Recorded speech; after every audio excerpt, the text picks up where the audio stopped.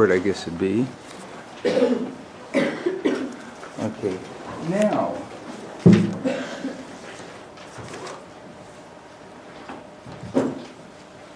to this point, we've been doing accrual accounting. Okay? So up till now, we've been doing accrual accounting.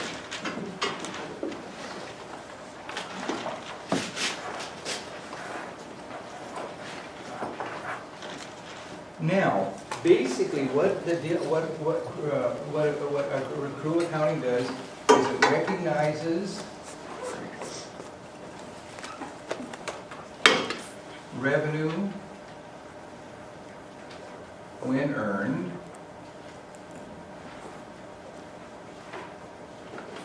and it recognizes expenses when incurred.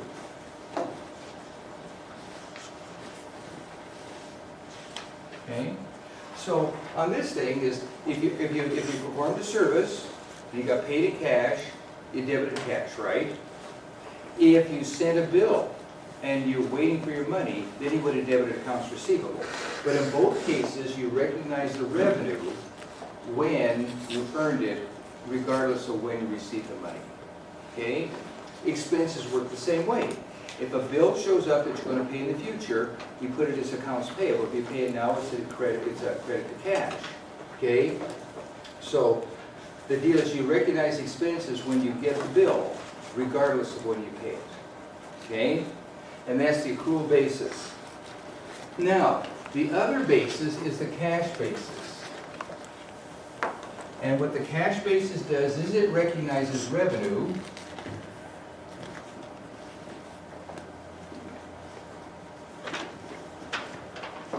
when paid, and you recognize expense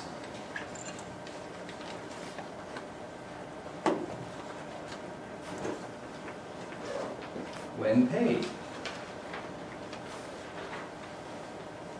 So, now, in this case, if you perform a service, you send a bill, you don't do anything other than you record who owes you the money, right? Then, when that check arrives in the mail, that's when it becomes revenue. The same with the expenses. A bill shows up, you do nothing other than you know who you owe the money to. When you send the check, then it becomes an expense. Now, why would you choose one over the other? Well, the advantage to the accrual is that it recognizes the matching principle.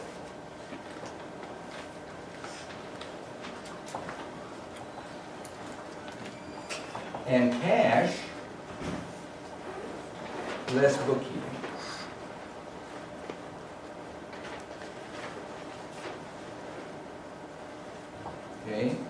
Okay, so the accrual basis, the cash basis, I'll make sure we're talking about the basis here. So, how does accrual recognize the matching principle? Let's see, a couple people came in late. Let me get your, who needs a roll? Okay, there's one, I thought there was a second one. Anybody else need it? All right, good. There you go. All right, so. Arthur, here you go. Where's it, Arthur? Okay. Okay. All right. So, anyway, the accrual basis. Let me give you an example. I've given it before. What happens on this thing is real estate agents can do this. Suppose you're a real estate agent and you have a really good year. You go in and tell your broker, listen, I'm getting killed with taxes. I need to keep from moving into a higher bracket. I'd like you to pay me next year. And the reason that's the cash basis because you recognize revenue when you're paid, not when you earned it. And your personal taxes are done on the cash basis, not the accrual basis. Okay? Now, the disadvantage with that is all the expenses that were involved in actually, you want to grab the roll on your way by? I think Arjun has it up there in the very front. Okay. Anyway, what happens with this is the,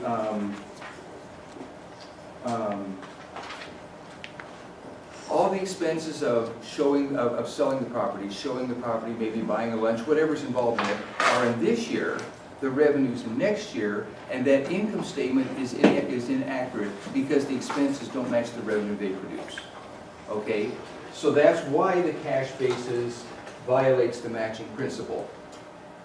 On the accrual basis, you would have sold it in this year, you would have declared it in revenue in this year, the expenses would also be in this year, and the income statement would be accurate. So the accrual basis honors the matching principle, but the cash basis says less bookkeeping. So the reason it does that is when you perform a service, send a bill, then you debit accounts receivable and credit revenue. Then the cash shows up, and you debit cash, credit accounts receivable. All of that does not occur under the cash basis. It just cuts your bookkeeping like half. Okay? So this is GAAP.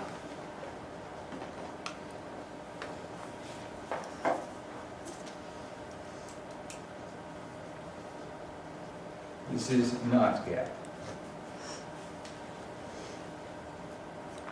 Okay? And so this is the one we'll be doing in here. Now, what happens here is suppose you have a service business and they don't have a lot of things, right? And it's pretty much done on the cash basis. Your customers, you run a hot dog stand, for instance, right? Your customers come up, they ask for a hot dog, you give them a hot dog, they give you whatever a hot dog costs, right? When that happens, there's no need for an accrual basis. It's just pretty much in the cash basis. So you can do something like that on the cash basis. That's just kind of an extreme example, but a service business would work that way. All right, now, as part of the accrual basis, we also need to do adjustments. So what happens with the adjustments is this, okay? So, okay, all right, sounds good. All right. Hey, thanks. All right. So, on the cash, so we have something called adjusting entries.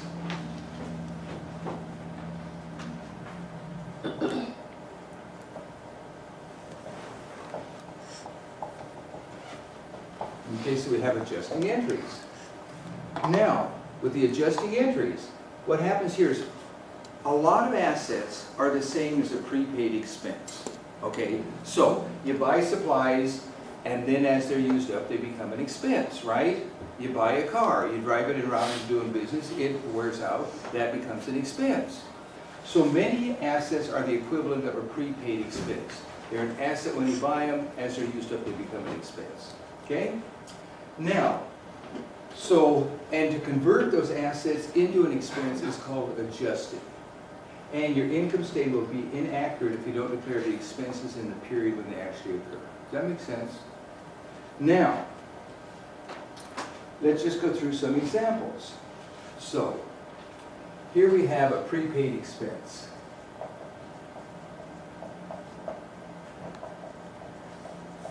Okay? Now with a prepaid expense, you got an asset, and you have an expense.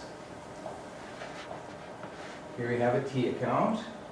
So when you buy something, this is the unadjusted balance.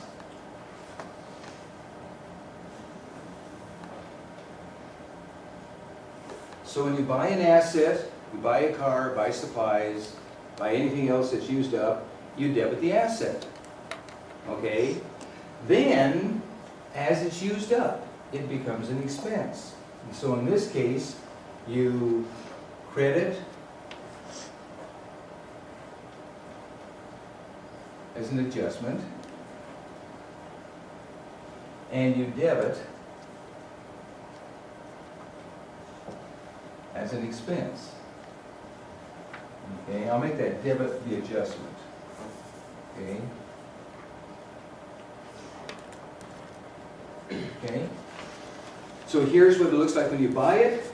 Here's what it looks like when you use it up. Is there a here? On your Adjustment. asset and the debit? Yeah, The top one? yeah, credit. Oh, the other deb- side. And the Yeah, debit. credit, debit, and both those are the word adjustment. And the one on the left? Oh, unadjusted balance. So the unadjusted balance is when whatever you pay for it, okay? All right, now, so let's take a look here. So here we have prepaid insurance. Now, prepaid insurance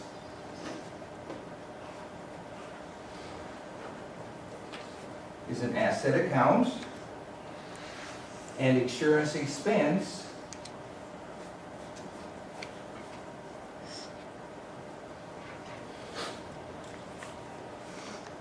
is a owner's equity account. So in this case, what you did is you, on December 1st, you paid $2,400 for a 2-year insurance policy. So this is December 1, $2,400 for a 2-year insurance policy, right? Now, there's 24 months and 2 years, right? Does that sound about right? 24 into 2,400 means that every month that passes, $100 of this expires, right? Now, the end of the fiscal year is when you do the adjustment. So we'll make this December 31st. Now, this is lessened by $100 because this is the amount that's expired, and you've incurred that amount of expense. Now, this is the end of the fiscal year.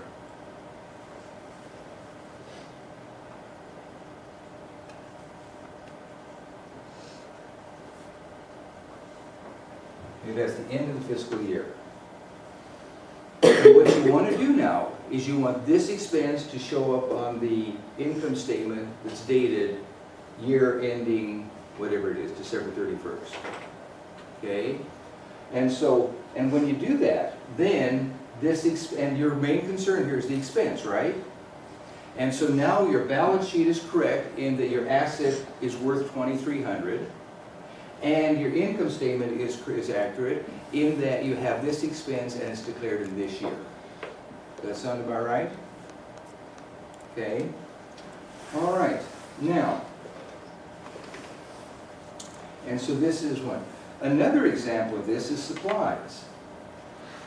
So here we have the asset supplies, and here we have supplies expense.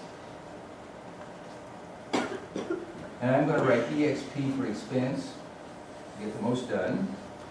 So what we do is we buy $9,720 worth of supplies. So this is the total amount bought.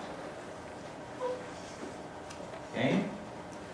Then, on December 31st, what happens on this thing is you do a count, and there's 8,670 left. So if this is the total amount you purchased, that would be the debit balance in your supplies account, right? This is an inventory. So this is inventory. So that's an inventory. So if this is the amount you bought, this is the amount you have left. Then that means that you used 1,050, that's December 31, and over here you have 1,050, and that's December 31. So this is the balance, and I write BAL for balance. So now your balance sheet is correct in that it shows this amount of supplies. Your income statement is also correct in that you incurred this amount of expense in this accounting period, because those are, when you use up supplies, that's how it works. Now, the reason you use this system is, you obviously don't make a journal entry every time you take out a pencil, every time you take out an eraser. Rather, what you do is every time you buy something, you debit supplies, right? The asset goes up. And then you do an inventory at the end of the year, and your inventory is only as accurate as it has to be. So you got a bunch of pencils, you kind of shake, it's about half full, you pay $2 for it, half is left, $1 gone. Okay, or would be actually $1 left. Okay, therefore $1 end up being gone. But that's the way you do it. And so these, does that make sense? Okay. Now to sum up, so what you want to do is you want the expenses to, your main interest here is your income statement. That's what you're looking at. And you want your income statement to be accurate because you want the expenses to be paired with the revenue they produce. Okay, so you put the expenses for the period in the same period as the revenue. Okay? All right, as the revenue. Okay, and then the asset adjusts correspondingly. That sound about right? Okay, so let's do this. Let's do, and I'll put it over here, and I hope this isn't getting too dense to read. I was kind of compacted so everything shows up okay on the tape. Okay, so let's do quick study 3-2. You'll find that on page 118. Let's see, where is the roll? I'll get that for you. Okay, thanks. Okay.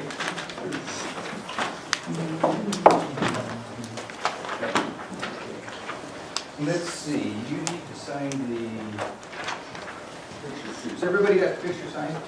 Okay. So let me bring this back here.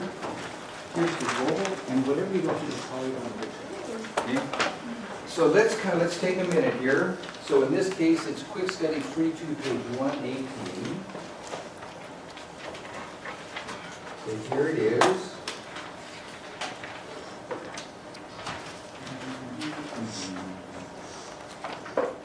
Now, let me put this up here. I'm going to turn that light so it's readable. And here's what we have. I'll go past you guys here. I'll move this around here.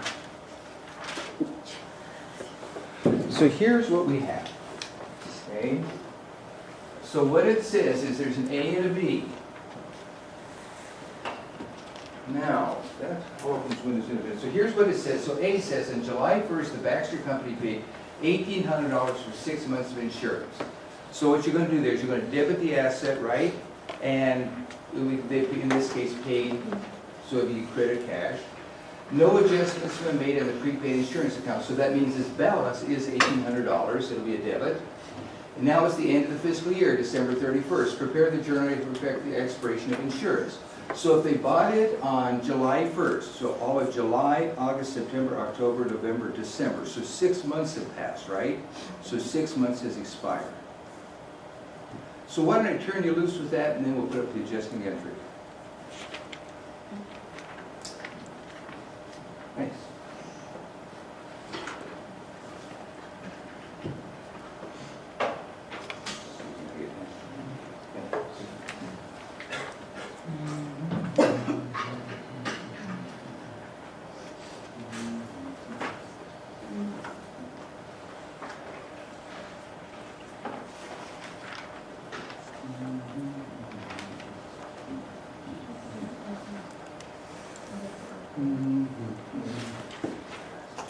Everybody got the roll, right?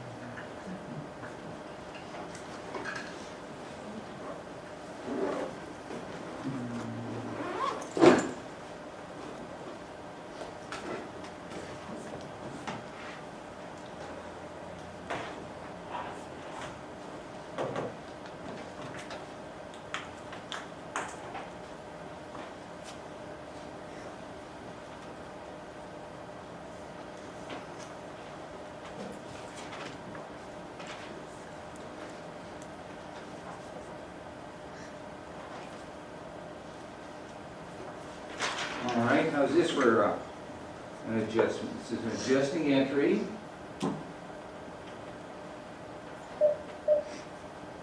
It's an adjusting entry. It's at the end of the fiscal year. Your main concern is that debit to insurance expense. All of it's expired because 6 months has passed.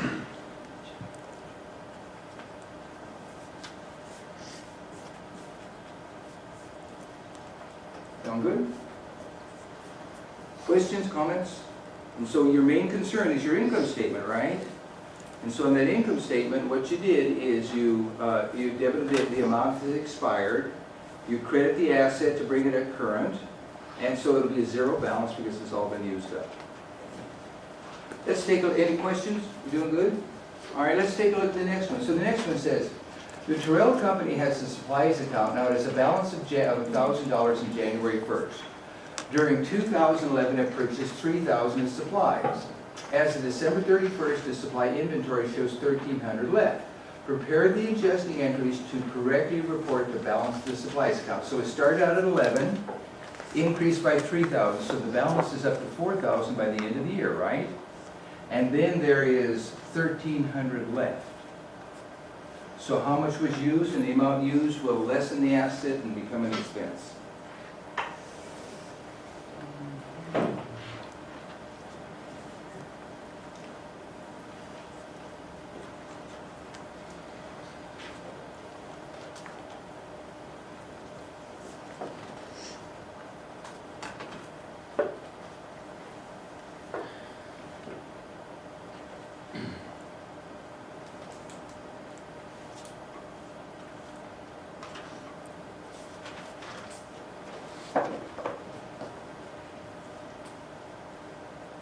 Okay, questions, comments?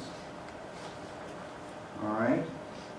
So in this case, now here's how you could set it up algebraically. You have 1,000 plus 3,000 minus what was used will give you the ending balance. You could have set it up that way. You could have set it up like this, where you have the 1,000, 3,000, the ending balance, found it that way. Okay. And so it turns out that 2,700 was used. Okay. Yeah, Sarah? So instead of it just being like a journal entry where it's stuff that's used up, we're going to put it in an expense account because it's no longer there. Pretty close. No, what you want to do on this thing is, let me kind of back up a little bit, just make sure you get a good answer here. So what we want is, we want our income statement to be accurate, right? And that's the accrual basis. And so what we're going to do is we're going to recognize the expenses in the period when they occur. That's what we want to do on this thing. Now, there's another side that we're not dealing with here. We're also recognizing the revenues in the period when we earn them.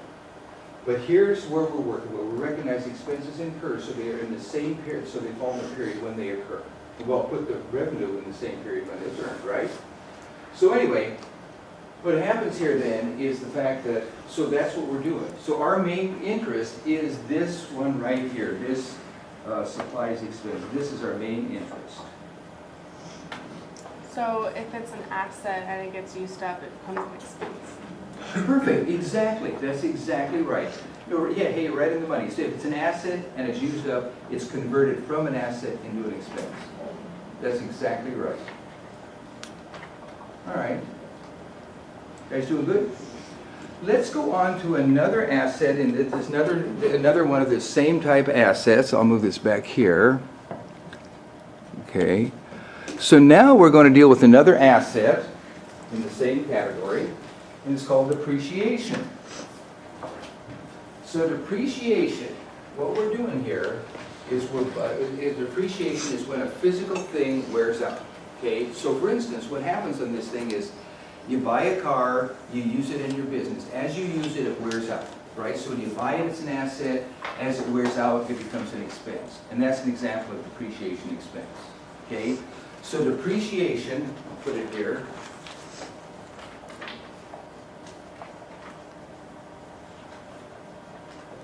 Means a physical thing, a physical asset is used up. Now, it becomes wear and tear in the example that I gave you. Okay, exposure to the elements will do it.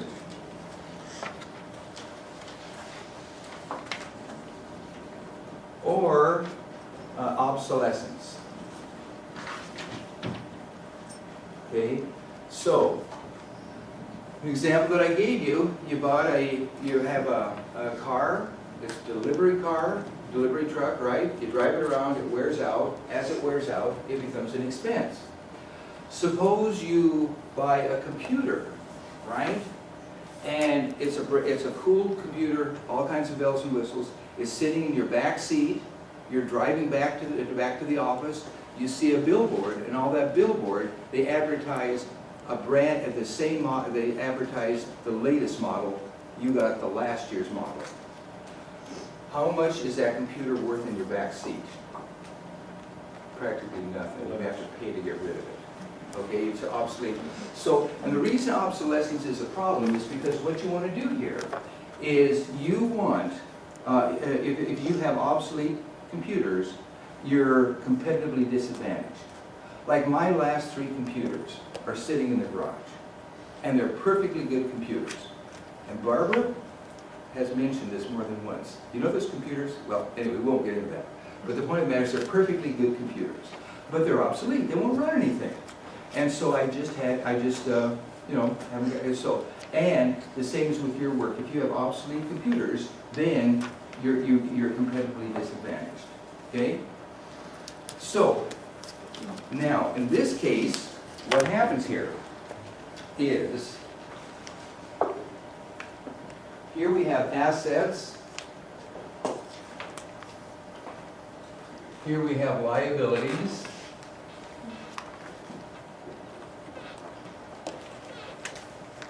and here we have owner's equity.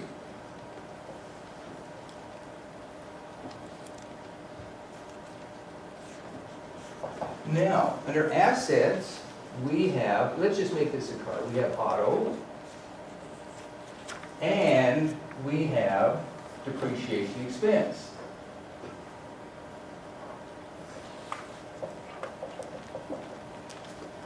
Okay? Now, let's also put an account here, cash, just because I think it would be easier to work with. So let's have, I'm going to keep this here. Let's have cash. Let's have auto. Let's have accumulated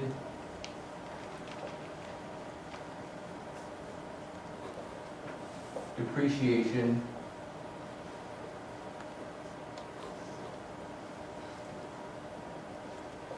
Auto. Okay. Now let's say it's a Ford Taurus, and let's say we pay $20,000 for it.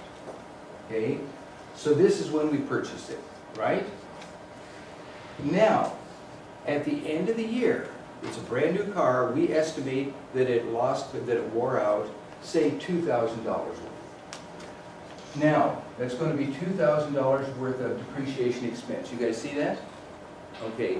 Now the other $2,000, what we've done prior to this is we've credited the asset, right?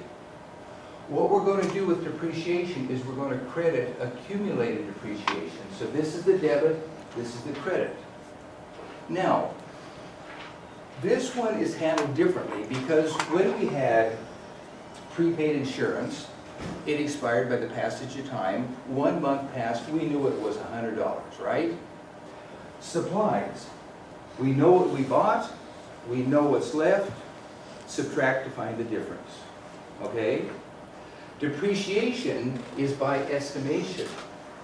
And the reason, so what happens here is you buy the car and you own it for several years. But at the end of each year, you have to assign, so you estimate depreciation. Now, at the end of the first year, you estimate that it'll wore out $2,000. Now, that's an estimation, right? Okay. So, when you do estimations, instead of crediting the actual asset as we did with insurance and with supplies, you credit what's called a contra asset. This is a contra account, and a contra account is a contra asset.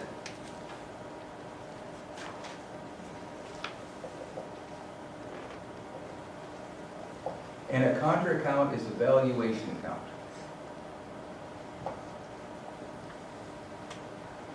Okay, so this is a contra asset. Now, later on, we'll have contra revenue, contra expense, contra liability. There'll be a contra accounts. And so, on the balance sheet, what you'll do is you'll have, you'll have assets, you'll have auto, and that will be $20,000 less accumulated depreciation, 2,000. That will give you 18,000, and that's called book value. It's also called carrying value. And I'm going to put orange here. Carrying value is another name for the same thing. Okay. And the reason you do that is part of full disclosure. I estimated how much that car wore out, and so as part of full disclosure, I declare this estimation, because estimations are just subject to such shenanigans. So for instance, suppose on the way to work today, now imagine you drove to work today, right? I have to say that because some people say this example doesn't apply to me because I rode my bike. So imagine you drove to work today, right? Now, if you have stopped by the Mercedes dealership on the way to school and picked up a brand new Mercedes, let's say it was $100,000, that was kind of a high line. That new car became a used car on the way to school, and you lost several $1,000s, whatever it is, right? Now suppose you have a vintage automobile, right? An old Datsun. When you drove to work, how much did it depreciate? It was worth $100 when you left home. It's worth $100 when you got to school. Now you're out some gas, but that's an expense. But it really didn't lose value. So, because it's an estimation, and because the estimations, they're estimations, whenever you have an estimation, it goes in a contra account, it needs to be declared. Just because you don't, it needs to be declared. The other thing about this particular one is that if you were going to invest in this company, you'd want to evaluate their cash position. Do they have enough cash? And the only one way you know that is you can see how much of their assets are left. So this thing's going to be around a long time. They don't need the cash to replace this in the near future. So if they're a little bit short of cash, it's okay. If this was getting down to 15,000, you'd say, wait a minute, they got to have the wherewithal to buy a new car because this one's about to be used up. Okay, so by doing this, the main reason doing it is because it's an estimation. And we'll have estimations in the future, and when you have an estimation, this is how you handle it. It also, in this case, has the advantage of it allows you to evaluate their cash position because you can see how much of their assets are left. Okay, does that make sense? All right. Okay, now, any questions on that? Now, by the way this particular chapter calculates depreciation is on the straight line basis, and here's how the straight line basis works. Now, later on, we'll show different ways of doing this, okay? So, in this case, it's the straight line basis, and so what it is they paid $20,000. They expect to sell it for 16, and they're going to keep it for 2 years. This means that it will lose $4,000 over its life, and for 2 years, that means every year you're going to declare $2,000 worth of depreciation, and this is the straight line. And it doesn't quite, and the deal is now, this is how this chapter does it, just because it's simple, it's straightforward, it's a good place to start learning how to do these things, okay? Now, what happens in this thing is, things depreciate differently. So for instance, with the computer, it loses a whole bunch of, it becomes darn good to practically worthless over a year or two, okay? And that's because of obsolescence. A car loses value, loses the most in the first year, and then at some point in time it levels off, and then one morning it doesn't wake up, okay? So that's how cars lose value. Buildings lose value on the straight line basis. So if you have a building, it wears out about the same amount every year of over 20 to 30 years. So buildings do. So this really doesn't apply to a car, but I'm just going, but let me just, use the example the book uses. For a car, you'd use some kind, what this is called accelerated depreciation. So, for instance, it amazes me, I just was shopping around for a new car. I buy a car that it seems to me the best thing a person can do is buy a car that's a couple years old, because you avoid that first year depreciation, which is the most first depreciation, that is the most depreciation you'll incur in the life of the car. So I always do it. I was surprised. I think, I just kind of looked at them. Lincolns are good cars and they're expensive. And according to Consumer Report, they were saying that a Lincoln loses like half its value in the first 2 years. And that's an expensive car, and it's a nice car too. Yeah. Hondas and of course, by contrast, I didn't buy one, but by contrast, the Lexus, darn those things, can you believe the way they keep their value? They had like, there's 100,000 miles in that darn thing, and they're a lot of years old, and they still want 100, or what they wanted, I think, 30,000 for it. So all I mean to say is they depreciate differently. Okay, I didn't buy the Lexus. Anyway, bought a Honda. Just, no reason I did that, it was a practical decision. I went to Consumer Report, and the Honda and the, what's that other one, it's, Toyota had the best rate of repair or was useful life. Okay. All right. Okay. Anyway, sound good? And so it was a rational decision done out of, except that here was the deal breaker. I ran across a really cool Honda, and I thought, this is it. Okay. So anyway, that's it. All right. Guys doing good? Okay, so if you're doing good, let's do this. Let's do quick study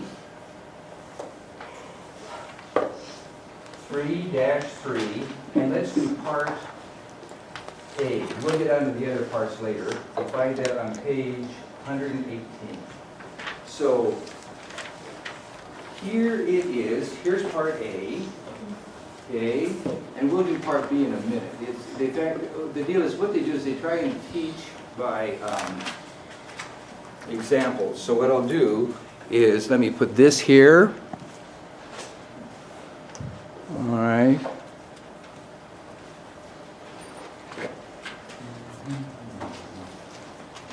Here's how it reads.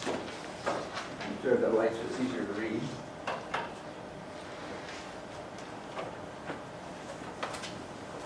Hey, by the way, I put a block in the door here because you kind of got to tug on it to open it, and some of you don't know that you get recorded.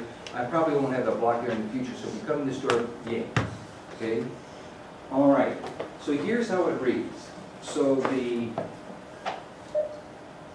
Carlos company purchased $30,000 of equipment on January 1st. The equipment is expected to last 5 years to be $5,000 at the end of that time. Prepare the entry to record 1 year's depreciation expense of $5,000. They give it here. It will be $5,000 of the equipment as of December 31st. So to figure it, you would have taken 30 minus 5 and divided that by 5. So it would have been 25 divided by 5. Would have been, that's where they got the 5,000. They give you the 5,000. So they ask you to do the journal entry for that. Okay?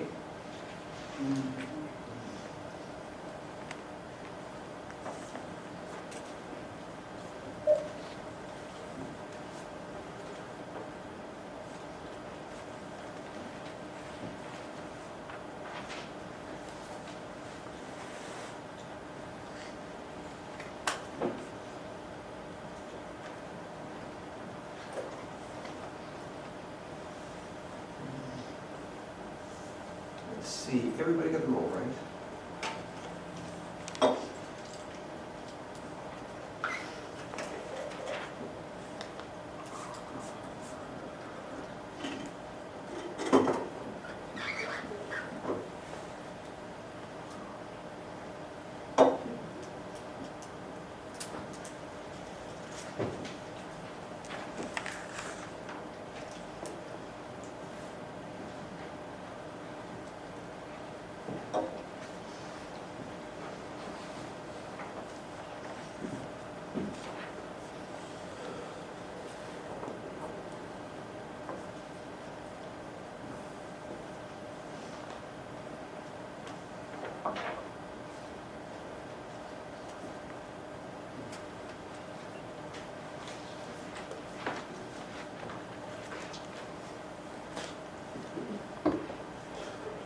Ready for the answer?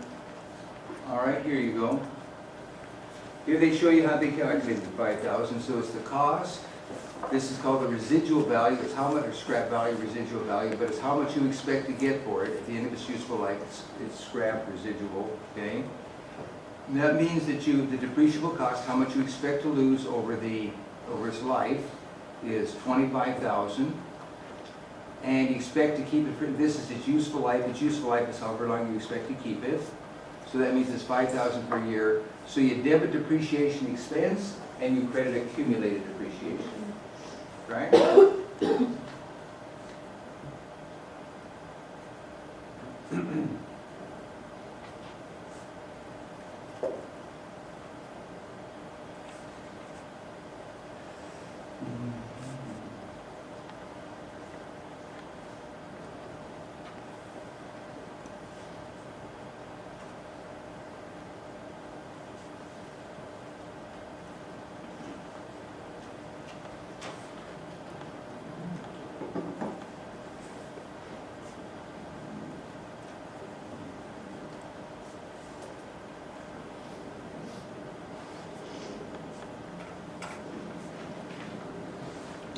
All right, let's take a look at Part B. So what Part B says is, again, it's depreciation. So the Chavez Company purchases $40,000 of land on January 1st. Land's expected to last indefinitely. What depreciation adjustment, if any, would be made with respect to the land account? And the answer is 0. Land doesn't depreciate. It just never wears out. There's a finite amount, okay? Now, suppose the land becomes polluted or whatever. Well, that's a different thing. That's impairment, okay? But it doesn't wear out, which is depreciation. It can be impaired, such that it becomes unusable and worthless. But that's a different issue. That's impairment. But it doesn't wear out, okay? Yeah? It depreciates. I can't depreciate it. Appreciate. Actually, now, don't forget, the way this works is, every asset is valued at cost, right? Now, the reason that works that way is in most cases, with most assets, what you do is you buy the asset, prepaid insurance, insurance, supplies, auto. You buy the asset and you wear it out when you do business. And its market value in most cases is not relevant. Okay? Now, just to kind of, for full disclosure here, there are a few assets where the market value is relevant. So for instance, suppose you have a stock portfolio. Now in that case, the market value is relevant, okay? And so if in this case, you can sell it, you can get an accurate valuation. You just open the Wall Street Journal, there it is, right? And so with something like a market portfolio, a stock portfolio, you do adjust it for market value, and that's an exception, okay? So there are a few what are called current assets. That's not physical assets. Is that Well, kind of what it- exactly, well, more. the physical asset was depreciation, okay? And so they're both assets, okay? So in this case, yeah, it's not, you're right, it's not a physical asset, so it won't depreciate. Is It that won't kind wear of out. rule of thumb for depreciation? It's always going to be physical assets. That's for depreciation. But what the deal is, again, insurance isn't a physical asset either. So, but it is an asset that it turns into an expense, right? So, and again, all I mean to say is almost all assets, the market value is not relevant because they're a prepaid expense, right? However, there are exceptions, right? So one of the exceptions is that it would be a portfolio. And because the portfolio, if you can sell it immediately, then it is adjusted for market value. And now, as for the prepaid insurance, that's not something that depreciates, that expenses. Exactly. Exactly. So, now by the way, prepaid insurance, it doesn't depreciate. Supplies don't depreciate, right? Rather, car, equipment, building, something that wears out. And so something that can become obsolete, be exposed to the elements, wear and tear. These are the type of assets that depreciate. And insurance doesn't work here, supplies don't work here. Okay. All right. Any other questions, comments? You doing good? Actually, sure, it's a Monday morning, isn't it? You know, I can't believe, everybody just looks like, did you guys have a pretty good weekend? Yeah. Okay. Because they're just gonna say everybody looks kind of low-key. Virginia, you doing good over there? I bet you had a good weekend too, right? No. Right, oh no, I see, you see what a bad weekend will do for you? I never had a Oh, okay. It's frustrating. Oh, really? I don't get help at the house and I'm almost done mowing my back lawn. It's taken me all summer long. I have a battery operated Okay. lawnmower and And so you're kind of glad to come to school. yeah. See, where other people are thinking, man, I wish I was partying again. All right, all right, okay. We went on 3 long walks this weekend. It was really nice and watched 2 British murder mysteries. All right, you guys, let me turn this camera around and let's go ahead and move into another one of this. Let's change categories, right? Of adjustment categories. Okay, I just want to make sure you didn't knock that off. All right, let me move this over here. I'll turn on the lights.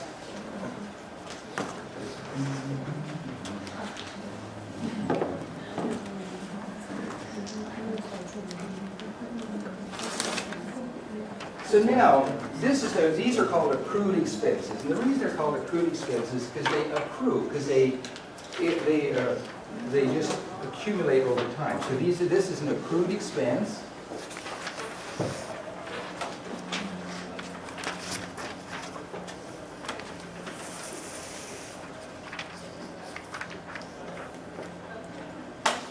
So this is an accrued expense, okay? Now, and this is, okay, so here you have Monday, Tuesday, Wednesday, Thursday, Friday. Friday is payday. Let's say this is the end of the fiscal period, okay? End of, let's make it the end of the month, okay? So what we're doing is we're doing a monthly income statement, and let's say you pay your people $100 every day, okay? Does that make sense? So you pay your people $100 a day. You come to the end of the month, right? Now at the end of the month, these $300, where do they need to show up? They need to show up, and let's make this, let's see, we'll make it July, there's 30 days in July, right? There's 31? All right, we'll make it July 31st, okay? So here we have the income statement ending July 31st. We want this $300 to show up in that income statement, right? So what we'll do is here we have July 31. We'll have salary, expense. It'll be debited for 300, and salary payable will be credited for 300. So at the end of the month, this is an adjusting entry.